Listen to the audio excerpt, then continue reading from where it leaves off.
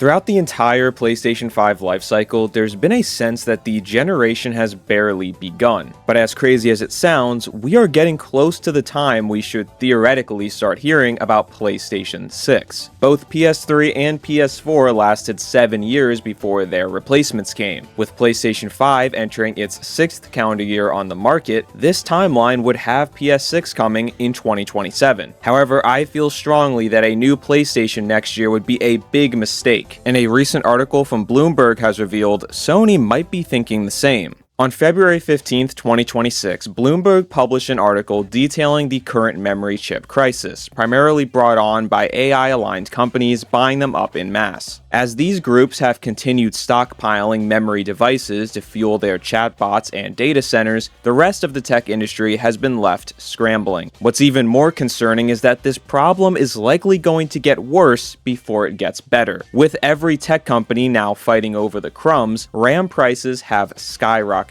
This problem leaves the current status and future plans of basically every device totally up in the air. Whether it be Apple, Tesla, or even you at home trying to build a new gaming PC, everyone is going to be affected by this shortage. But for the purposes of this video, we'll focus on PlayStation, as their mention in this article was a pretty substantial one. So far, nearly all rumors and leaks related to PlayStation 6 have pointed to a fall 2027 release date, but Bloomberg says otherwise.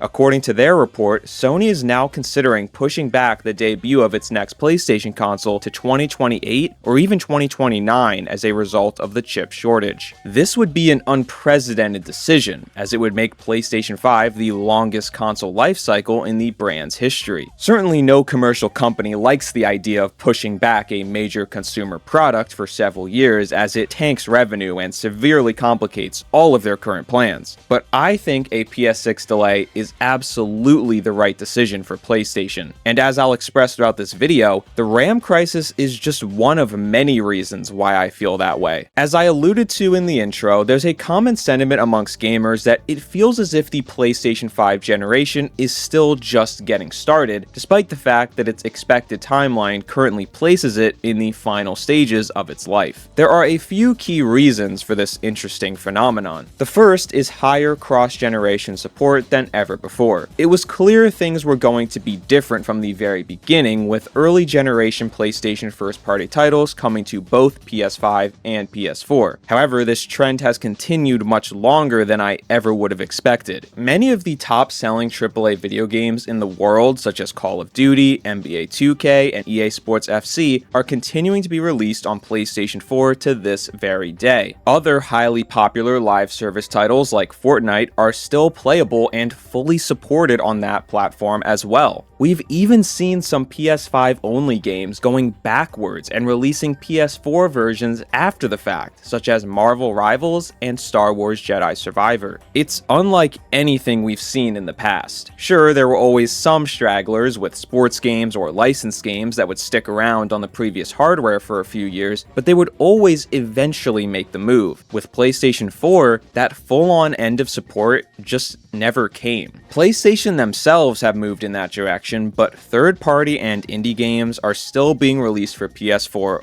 all the time. In fact, it's looking increasingly likely that there will eventually be games released for PS4, PS5, and PS6 all at the same time. It's a level of crossover that was basically impossible in prior generations because there was a significantly larger leap between each device. But as improvements between generations continue to get increasingly marginal, it's easier to justify keeping these older consoles alive. In my opinion, this is not going to be a PS4 and PS5 only trend. This is the new normal. The days of older consoles getting immediately tossed to the side might just be over. It's something we'll have to adjust to as consumers because I don't see it changing. With that said though, the continued support for PS4 is not the only reason why so many feel PS5 has struggled to distance itself. Let's take a look at some of the biggest games published by PlayStation Studios this generation. Horizon Forbidden West, God of War Ragnarok, Spider-Man 2, Death Stranding 2, Ghost of Yotei, what do all these games have in common? Each one is a direct sequel to a PlayStation 4 game. Now, there's nothing inherently wrong with this. I love all those games and I'm glad we got them, but it is quite a bit different than what we're used to. One of the aspects I've always really enjoyed about PlayStation, and part of why I'm so obsessed with their history and lineage, is that they tend to let their development studios try new things. Unlike Xbox or Nintendo, who support the same few key franchises for decades, PlayStation would tend to focus on IPs for a generation or so before moving on. There are exceptions, but you could pretty reliably expect many of Sony's first-party teams would put out a new IP at some point during the life cycle of every new system. For this reason, Sony's franchises often ended up getting associated with specific consoles in our minds. Take Sucker Punch, for example. On PlayStation 2, they were known for Sly Cooper. With PlayStation 3, they created the Infamous franchise. Their defining moment of PlayStation 4 was Ghost of Tsushima, but then on PlayStation 5, it's just more Ghost. You can say the same for a studio like Guerrilla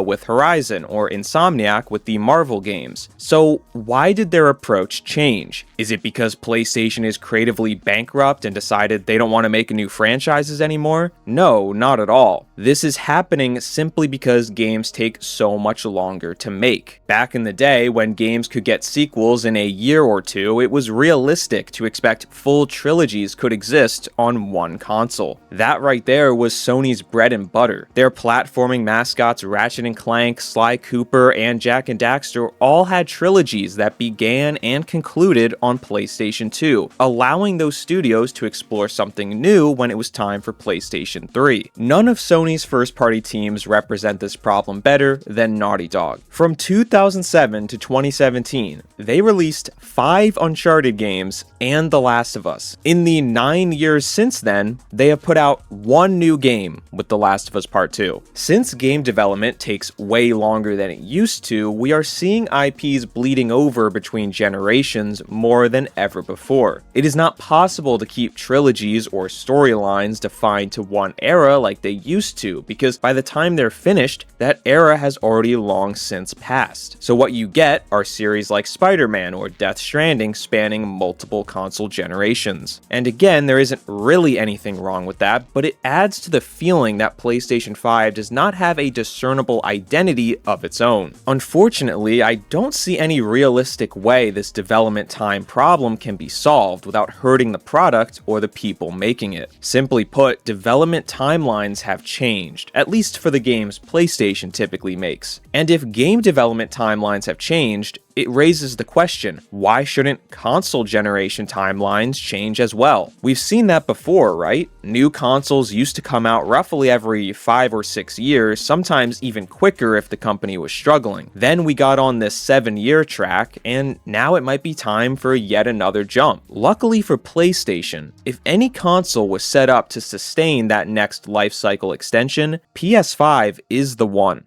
When I think back through my personal history of consoles I've owned, I remember often feeling very ready for that next generation. With PlayStation 4, I never upgraded to the Pro model. I still had my base unit from early 2014, and by the time PS5 was coming out, this thing was on its last legs. It was slow, new games were starting to struggle with performance, and it sounded like a damn jet engine was taking off on my desk every time I turned it on. So when PlayStation 5 finally came in 2020, I felt it was a worthy upgrade, and one that I was very excited to make. I felt the same way recently going from Switch 1 to Switch 2. With the original Switch having the power of an iPhone from 5 years ago, games were really falling behind. And once even Nintendo's first-party games were dropping frames and looking bad, I knew it was time to put this console to rest. So again, Switch 2 felt like an upgrade I was sincerely wanting. But with PlayStation 5, I don't get any similar feeling whatsoever. It boots up quickly, games look and run great even on my non-pro console from 2020, and I can honestly say not a day goes by where I find myself longing for a replacement. That's a huge testament to the PlayStation 5 and how well built of a machine it is. It's something Sony should be very proud of, but it's also something that is going to make selling a PS6 a lot harder. There's not many tangible upgrades or improvements that can be made other than raising frame rates or increasing resolutions to levels most of our screens can't even output. I'm not sure what you could say or do to market PS6 other than just, hey, it's a new PlayStation. Especially now that people understand and expect that prior generations will continue receiving support. Because let's not forget, there are still millions of players on PlayStation 4 as we speak. Those millions of people who don't even see the PS5 as a necessary upgrade are now going to be convinced of a PlayStation 6. Good luck with that. When combined with everything else we've discussed so far today, I can think of many reasons why delaying PS6's release is the correct move. Meanwhile, I can't think of one reason why it should come in 2027. It's a really bad time to be releasing a piece of hardware. Between tariffs, the struggling worldwide economy, and now the RAM shortage, it's a total nightmare. In literally any other console generation throughout history, Sony would be kinda screwed. They would have to suck it up, release something into a rough market, and hope for the best. But with PS6,